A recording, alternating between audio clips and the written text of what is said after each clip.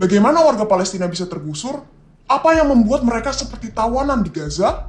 Semua berawal dari Nakba.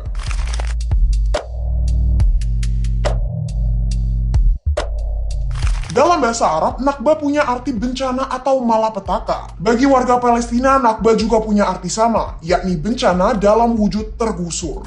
Nakba diawali perjanjian bernama Deklarasi Balfour antara kelompok Yahudi militan Zionis dengan pemerintah Inggris pada 2 November 1917. Dalam surat tersebut, pemerintah Inggris menyatakan bakal membantu pembentukan rumah bagi orang Yahudi di Palestina. Persoalannya, Palestina bukan tanah kosong. Rebutan tanah dan proses pendudukan masyarakat Yahudi di Palestina terjadi selama bertahun-tahun dengan bantuan pemerintah Inggris. Perpindahan masyarakat Yahudi Eropa ke Palestina kian masif dengan adanya Holocaust, yakni pembantaian Yahudi di tangan rezim Hitler Jerman. Penggusuran turut kencang ketika aparat Israel menempuh Plan Dalet, yang mencakup penghancuran kampung-kampung melalui pengeboman, pembakaran, dan juga pengusiran populasi keluar perbatasan negara. Pada 1947, PBB berupaya menyelesaikan konflik tersebut melalui rencana pembagian wilayah yang dikenal sebagai United Nations Partition Plan for Palestine.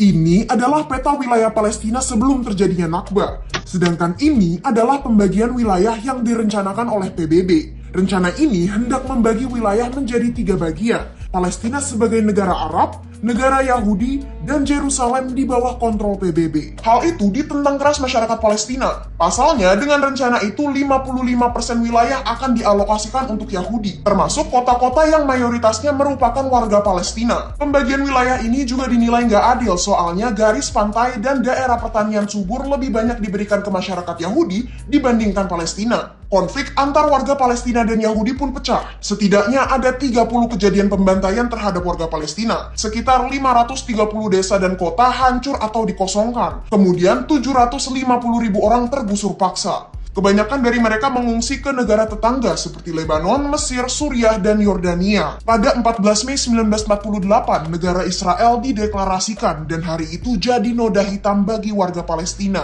Pendudukan Israel makin meluas dan wilayah Palestina tinggal 2, Gaza dan tepi barat. Kedua daerah itu juga tidak luput dari kontrol pemerintah Israel. Jalur Gaza dikelilingi tembok besar yang memenjarakan warga Gaza dari dunia luar. Sementara di tepi barat, masyarakat Palestina terus tergeser dengan kehadiran pendatang Israel yang kerap membangun permukiman eksklusif di tanah leluhur mereka. Tanggal 15 Mei setiap tahunnya dipakai untuk hari peringatan Nakba yang biasanya diisi oleh protes besar-besaran. Puluhan tahun berlalu, namun Nakba bagi Palestina belum juga lenyap. Opresi, okupasi, penindasan, hingga pembunuhan masyarakat sipil Palestina oleh Israel jadi kenyataan kelam yang mesti dihadapi.